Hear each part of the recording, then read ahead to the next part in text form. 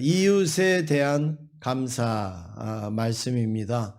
여러분들이 또 감사 챌린지를 잘 이행해 주셔서 감사합니다. 저한테 보내주시기도 하시고 이렇게 하시는데 또 못 보내주시는 분도 계실 것 같지만 그래도 여러분들이 이행하려고 하시는 모습이 이렇게 보여서 감사를 드립니다. 하나씩 우리가 조금 실천하면서 우리의 감사 생활이 풍성하여지기를 주님의 이름으로 축원합니다. 또 여러분들이 기도해 주셔서 저도 또 잘 또 다녀왔습니다. 오늘은 감사 챌린지 셋째 날로 이웃에 대한 감사라 이렇게 말씀을 드리겠습니다. 아시는 것처럼 십자가의 사랑은 하나님과 수직적인 사랑 그리고 이웃과의 수평적인 그런 관계에서 사랑을 의미한다. 우리가 이렇게 말씀을 나눴는데요.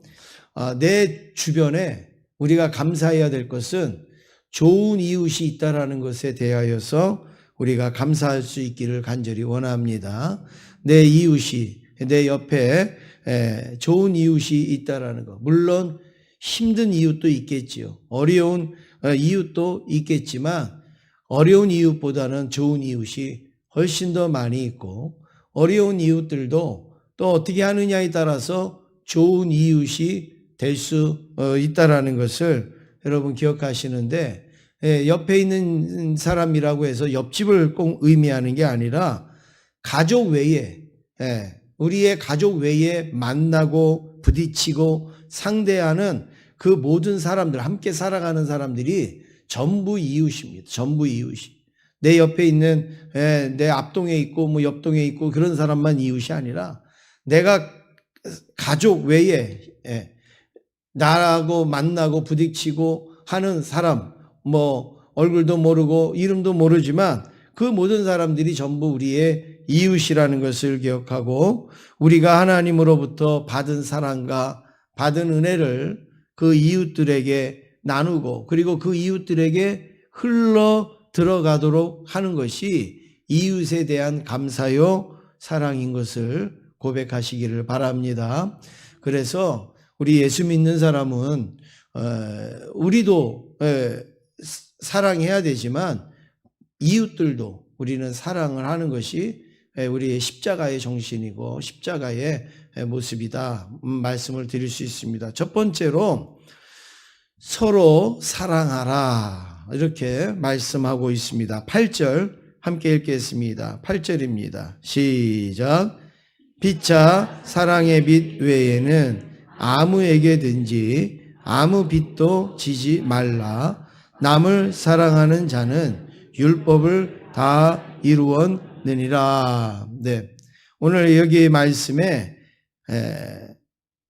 피차 사랑의 빛 외에는 아무에게도 빚도 지지 말라. 이렇게 말씀을 하는데 여러분 빚지는 인생은 바람직하지 않습니다. 빚지는 인생은 유익하지도 않습니다. 늘 가는 곳마다 빚만 지고 그리고 빚도 갚지 못하고 하는 거는 유익하지 못한 거예요. 그런데 성경에서 빚을 지는 것은 유익하지 않지만 한 가지 빚은 져도 된다 이거예요. 그렇게 말씀하고 있습니다. 한 가지 빚은 져도 된다. 어떤 빚이요? 사랑의 빚. 그거 빼고는 빚지지 말라. 그러면 사랑의 빚은 져도 된다 이거예요. 사랑의 빚은 져라. 이런 말씀을 하고 있습니다. 여러분 이게 무슨 말씀입니까? 사랑의 빚은 서로 지는 거예요. 이게 무슨 말씀인가 하면 누군가에게 사랑이 필요하다면 마음껏 사랑하라. 아낌없이 사랑하라. 반대로 나도 누군가의 사랑이 필요하면 아낌없이 받아라. 마음껏 받아라. 이게 성경의 말씀입니다. 그러니까 다른 거는 빚지면 안 돼요. 다른 거는 빚지는 건 유익한 게 아니에요. 그런데 사랑의 빚, 내가 누군가에게 사랑의 빚을 줘야 될 때가 있으면 아낌없이 주고, 내가 그 사랑을 받을 때가 있으면 또 그것도 감사함으로 받으면 된다는 거예요, 사랑은. 근데 우리가 이걸 반대로 하시는 분들이 있어요. 일상적인 빚은 막 지면서 어떤 이런 사랑의 빚이나 이런 거를 주지도 않고 받지도 않고, 나는 뭐 결벽하다고 그러면서 나는 누구의 도움도 안 받겠다고, 나는 누구의 사랑도 안 받겠다고, 나는 나 혼자서 이걸 견디고 이기겠다고. 여러분, 그게 좋은 신앙인 것 같지만 좋은 신앙이 아니에요. 내가 힘들 때는 누군가가 옆에서 기도해 주는 그 사랑의 빛도 우리는 받을 수가 있어야 되는 거예요. 내가 어려울 때는 누군가가 나를 도와주는 그런 사랑의 손길을 우리는 또 필요로 할 수도 있는 거예요. 반대로 누군가가 사랑이 필요하면 또 내 것을 내어놓고 또 그 사랑을 할 수 있는 그런 자세가 필요한 거예요. 나는 주지도 않고 나는 받지도 않을 거야. 그런 것은 이 말씀의 사랑에 해당되는 그런 말씀이 아니라는 겁니다. 이해관계나 어떤 유익의 관계에 의해서 빚지고 주고 받고 하는 것은 그거는 불필요한 일이지만, 사랑에 대해서는 예외라는 거예요. 사랑에 대해서는 예외를. 내가 사랑하면 저 사람이 부담스러울까봐 나는 사랑 안 하고, 내가 관심 가지면 저 사람이 불편해할까봐 관심 안 갖고. 여러분, 그거 전부 다 우리가 합리화지. 성경에서는 뭐라 그러냐면 줄 수 있을 만큼 주고 사랑할 수 있을 만큼 사랑하고 베풀 수 있을 만큼 베풀어라. 이게 바로 성경의 원리라는 겁니다. 그러므로 사랑의 빛은 창피하거나 그리고 부끄러운 게 아니에요. 내가 누군가에게 준다고, 내가 누군가에게 받는다고 창피하거나 부끄러운 게 아니에요. 그건 자존심이죠. 내가 줄 수 있을 때는 주는 거예요. 내가 받아야 될 때는 받는 거예요.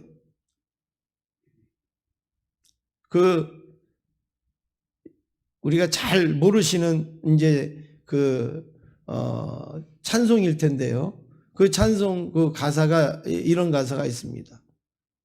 사랑을 받지 않아도 될 만큼 부유한 사람도 없고, 사랑을 주지 않을 만큼 가난한 사람도 없다.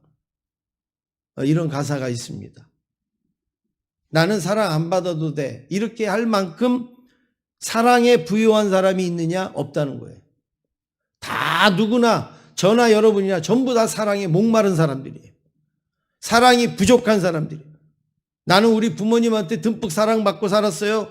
나는 우리 부족한 거 없이 살아요. 그런 걸 말고요. 우리 인생 자체가 사랑이 부족한 존재란 말이에요. 우리의 인생 자체가 사랑이 결핍되어 있는 존재란 말이에요. 예수님이 우리를 사랑하지 않았으면 우리는 죄의 구덩이에서 허덕여야 되는 그런 존재인데, 우리가 간신히 예수님의 십자가의 은혜로 우리는 구원을 받았기 때문에 우리는 사랑에 결핍이 되어져 있는 존재들이고 사랑이 아주 부족한 존재들이에요. 그래서 나나 상대방이나 전부 다 우리는 뭐가 필요하냐? 사랑이 필요한 거예요. 사랑이. 그런데 나는 사랑 받지 않아도 될 만큼 나는 부유하다. 여러분, 이게 굉장히 교만한 거죠. 굉장히 자고한 거죠. 내가 돈이 억만금이 있어도 내가 사는데 전혀 불편함이 없어도 누군가가 나를 사랑하고 나를 도와주고 나를 위한다면 기꺼이 받아들일 수 있는 그런 마음의 자세가 있어야 되는 거예요. 여러분, 사랑을 잘하는 사람만 그 사랑을 잘하는 게 아니에요. 받는 것도 잘해야 되는 거예요. 받는 것도. 왜 그런가? 여러분, 아무리 내가 사랑을 베풀려고 해도 상대가 안 받으면요, 나는 사랑을 베풀 수 있는 기회가 없는 거예요. 나는 사랑을 줄 수 있는 기회가 없는 거예요. 내가 누군가를 기도하면서 정말 이분을 내가 섬겨야지, 사랑해야지, 그리고 딱 사랑하는데 나는 안 받습니다. 나는 그런 사랑 안 받습니다. 나 혼자서 하나님 앞에서 나는 살아가겠습니다. 여러분, 그래 보세요. 그러면 내가 사랑을 베풀 수 있는 기회가 없잖아요. 내가 사랑을 줄 수 있는 그런 기회가 없어지잖아요. 그런데 감사합니다. 참 내가 이것으로 힘이 됐습니다. 내가 이것 때문에 내가 용기가 납니다. 내가 소망이 있습니다. 이렇게 받으면요, 내가 사랑을 주는 기회가 되잖아요. 여러분, 굉장히 다른 겁니다, 이게. 그러니까 사랑을 받지 않아도 되는 그 부유한 사람이 없고, 나는 가난해서, 나는 아무것도 없어서, 나는 배운 게 없어서, 나는 할 수 있는 게 없어서, 나는 미안하지만 나는 사랑을 할 수 있는 게 없겠네요. 여러분, 이것도 잘못된 거라는 거예요. 사랑은 가진 게 많은 사람이 하는 게 아니고, 많이 배운 사람이 하는 게 아니고, 그 마음이 있는 사람이 할 수가 있는 거예요. 작은 것이라도, 또 말이라도, 우리의 손길이라도 우리가 사랑을 얼마든지 우리는 베풀 수가 있는 거예요. 나는 돈이 없으니까 못 베푸네. 여러분, 사랑은 돈으로 하는 게 아니잖아요. 나는 시간이 없으니까 못하네. 사랑은 시간으로 하는 게 아니지 않습니까? 마음으로 하는 겁니다. 우리의 중심으로 하게 되는 거예요. 그래서 어떻게 해야 돼요? 사랑은요, 혼자 하는 게 아니고 서로 하는 거예요. 서로 하는 거예요. 내가 주면 받고, 또 저쪽에서 주면 나도 받고.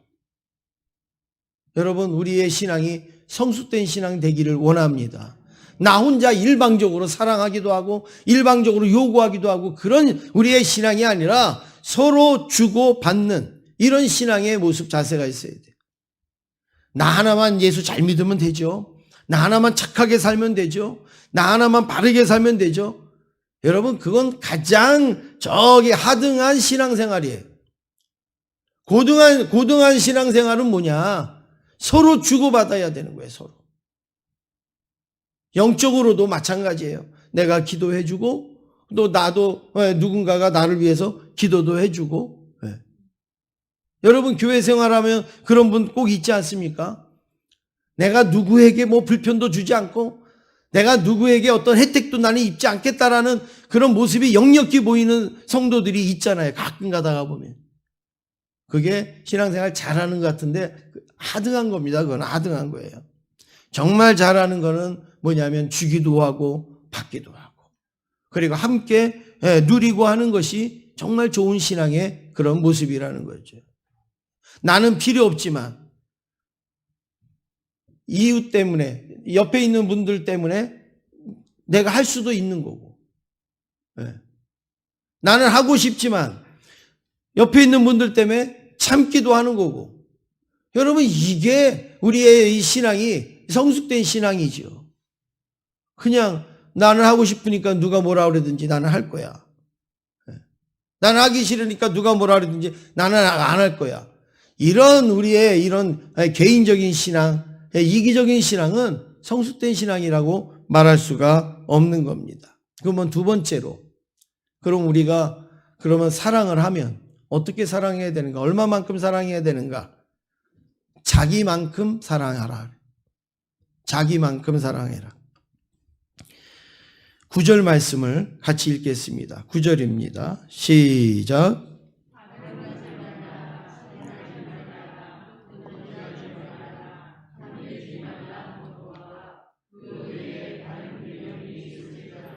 내 이웃을 내 자신과 같이 사랑하라 하신 그 말씀 가운데 다 들었느니라. 아멘. 오늘 여기에 말씀에 뭐 간음하지 않고 살인하지 않고 뭐 이런 것도 중요하지만 우리가 다른 사람을 사랑하는데 얼마만큼 사랑해야 되는가? 어떻게 사랑해야 되는가? 여기 예수님이 말씀하고 있습니다. 내 이웃을 사랑하라. 어떻게 사랑하라고요? 내 자신과 같이 사랑해라. 나를 사랑하는 것만큼 이웃을 사랑해라. 이렇게 말씀을 하고 있습니다. 여러분, 바로 이게 예수님의 가이드라인이에요. 내가 이웃은 얼마큼 사랑해야 되는가? 내 자신을 사랑하는 것만큼. 여러분, 사람이 자기를 사랑하는 게 어느 정도일까요? 사람이 자기를 사랑하는 게 어느 정도입니까? 선수로 말하면 최우수 선수. 최우수 선수. 어느 누구든지 자기를 사랑하는 거는 최우수 선수, 금메달감이에요. 저부터도 우리 자신을 많이 사랑하잖아요. 그게 인간의 속성이고 인간의 본성입니다. 그런데 막상 자기 자신을 진짜 사랑하는가 가만히 들여다보면 진짜 사랑하지 못합니다. 남들한테 큰 소리나 치고 남들을 괴롭히는 데나 나 사랑하는 거를 내세우지 정말 내 자신을 사랑하는가? 여러분 한번 생각을 해보세요. 정말 내 자신 사랑하는 것 같지 않습니다. 왜냐하면 내 자신을 사랑하면 도움이 되지도 않는 거 먹지 말아야지요. 내 몸에. 내 자신을 사랑하면 나에게 유익되지 않은 일은 하지 말아야지요. 내 자신을 사랑하면 내 영혼을 갉아먹는 그런 일들은 하지 말아야 될 거 아니겠습니까? 그런데 우리는 잘못된 습관과 잘못된 생활과 잘못된 그런 어떤 영적인 어떤 모습으로 우리는 살아가면서 나를 망치면서도 우리는 내 자신을 사랑한대요. 정말 내 영혼을 사랑하고 내 몸을 사랑하고 내 삶을 사랑하면 정말 나에게 유익한 걸 해야 되지 않겠어요? 그런데 그렇지 못한 것에 끌리기도 하고 가서 또 낭비하기도 하고 허비하기도 하면서 우리는 내 자신을 사랑한대요. 얼마나 이율배반적인 그런 모습입니까? 그러면서도 남이 나에게 조그마한 말만 하고 남이 나에게 조금 불편하게 하고 좀 남이 나에게 조금 힘들게 하면은 그거를 참지 못해 갖고 끔찍이나 내 자신을 사랑하는 것처럼 막 나를 뭘로 보냐 그러면서 막 그러면 내 자신은 나를 뭘로 보냔 말이에요. 왜 나를 사랑하면 왜 내 몸을 불필요한 일에 괴롭히고 불필요한 일에 자꾸 쓰고 그리고 불필요한데 왜 허비하게끔 내 몸을 쓰냔 말이에요. 몸에 좋지도 않은 거 먹고 마시고 왜 우리가 그렇게 하냔 말이에요. 정말 그게 나를 사랑하는. 나를 사랑하면 정말 이 영적인 세계에서 내가 기도하면서 나를 지키고 보호하고 하나님 앞에 맡기려고 하는 그런 노력이 있는가? 막상 그러지 못하잖아요. 그런데 누군가가 주변에서 나에게 대해서 좀 불편한 어떤 그런 부분이 있으면 그거를 참지 못하고 그거를 표출을 하고 말지 않습니까? 여러분 그렇습니다. 그럼에도 불구하고 우리는 우리 자신을 끔찍이도 사랑한다고 우리는 자부를 하고 있습니다. 정말 그렇죠. 얼마나 우리 자신을 사랑합니까? 이웃을 그렇게 사랑하라. 이웃을. 내 자신을 아끼는 것처럼 내 자신을 사랑하는 것처럼 이웃을 그렇게 사랑해라. 사실 우리가 나를 사랑하는 게 열이다. 그러면 이웃을 사랑하는 건 하나도 안 되잖아요. 사실 힘들잖아요. 그런데 나를 10개 사랑하면 이웃도 10을 사랑해라. 이게 하나님 말씀이에요. 얼마나 사실은 힘듭니까? 그걸 지키기가. 그렇지만 또 그 말씀을 지키려고 더 노력하고 그리고 애를 쓰는 우리의 모습이 있어야 될 줄로 믿습니다. 누구만큼 사랑하라고요? 나만큼. 그 다음에 세 번째로 율법의 완성을 우리에게 말씀해 주십니다. 10절입니다. 10절 함께 읽겠습니다. 시작.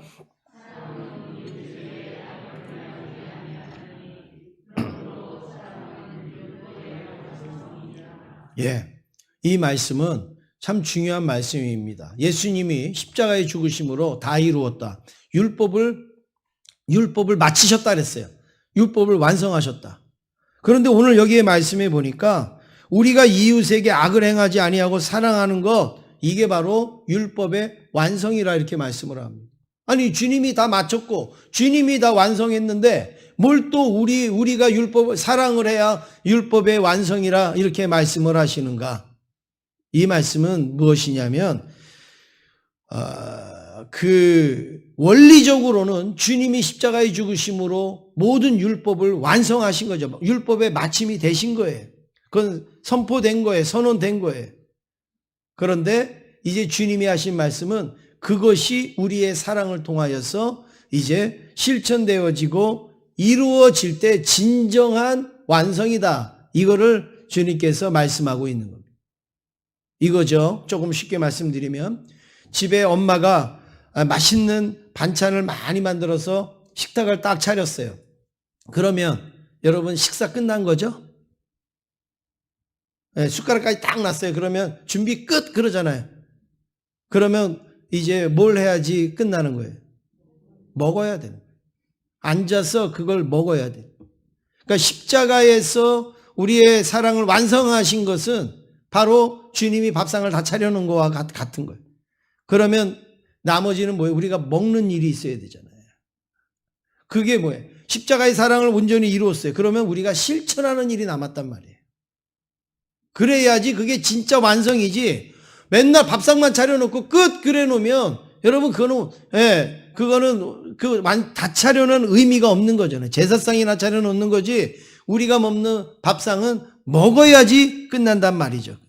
그러니까 여기에 말씀은 뭐냐면 사랑은 그냥 이론적으로 그리고 느낌으로 그리고 말로 하는 게 아니라 사랑은 표현되어져야 되고 행동되어져야 되고 실천되어져야 완성이라는 거예요.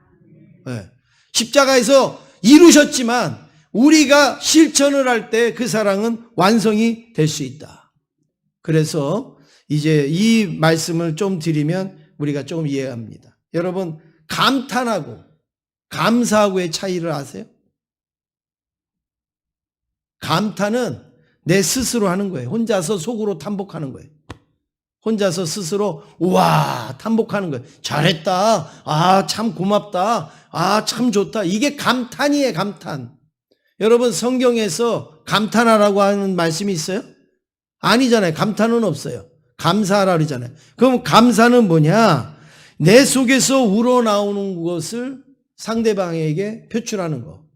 상대방이 알 수 있게끔 표현하는 거. 이게 감사라는 거예요. 근데 우리는 많은 일들 가운데 감탄은 많이 했을 거예요.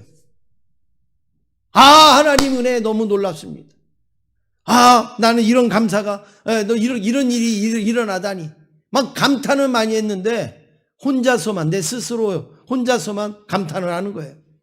그런데 성경에서는 그런 말씀이 없습니다. 감사하라, 감사하라. 이거는 내 속에서 혼자 그렇게 하는 게 아니라, 표출을 해라, 표현을 해라. 이거예요. 그래서 이거를 조금 더 우리가 살펴보면, 한자를 보면, 감사는 느낄감, 살해할 사자로 되어져 있습니다. 그런데 여기 이 사자는 말씀원과 쏠사가 합쳐져 가지고 살해할 사자가 되는 것이죠.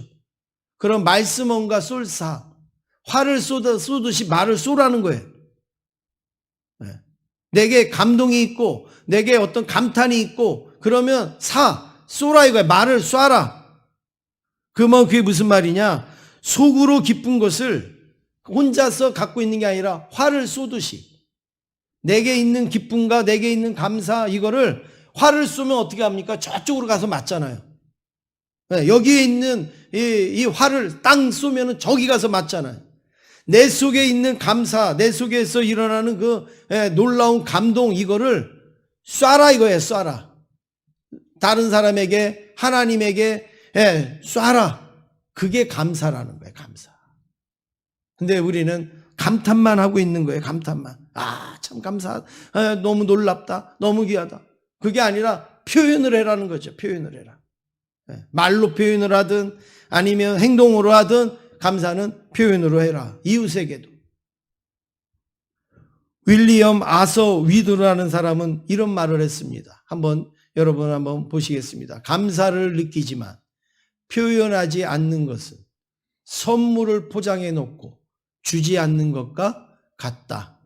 선물을 주지 않고 포장만 해 놓으면 무슨 소용이 있겠는가? 감사는 표현하지 않으면 잃어버리게 된다. 이해가 금방 되죠. 그러므로 작은 것일지라도 우리 안에 감탄을 뭐로 쏘아낼 수 있다고요? 감사로 쏘아낼 수 있기를 바란다. 이 사람이 이런 이야기를 했습니다. 맨날 나는 선물 포장만 해놔요. 그래놓고 난 사랑했대요. 그래놓고 나는 감사했대요. 줘야지요. 포장을 했으면 줘야지요. 그 사람이 받게끔 해야죠. 그게 이웃에 대한 사랑입니다.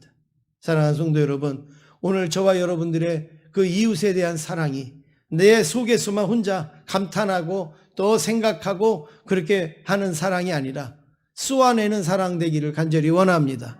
하나님 앞에도 감사의 표현, 사람에게도 감사의 표현, 사랑의 표현이 나타나기를 원합니다. 감사 챌린지 제가 말씀드리겠습니다. 오늘 감사 챌린지는 뭐냐? 이웃에게 작은 선물하는 거예요. 네. 특별히 여러분 택배를 가져오시는 택배원이나 아니면 뭐 우편물을 가져오시는 집배원이나 아니면은 아파트에 뭐 경비하시는 분이나 아니면 뭐 여러분 주변에 또 감사해야 될 표현을 쏘지 못했던 분들이 있지 않습니까? 꼭 교회 아니더라도 뭐 저한테 하라는 게 아니라 우리 주변에 정말 사소한 부분 속에서도 내가 감사를 표현해야 될 분들에게 작은 선물 하나라도 이렇게 해서 감사합니다, 고맙습니다 이렇게 하는 여러분 챌린지 이것을 오늘 행하여 주시면 고맙겠습니다.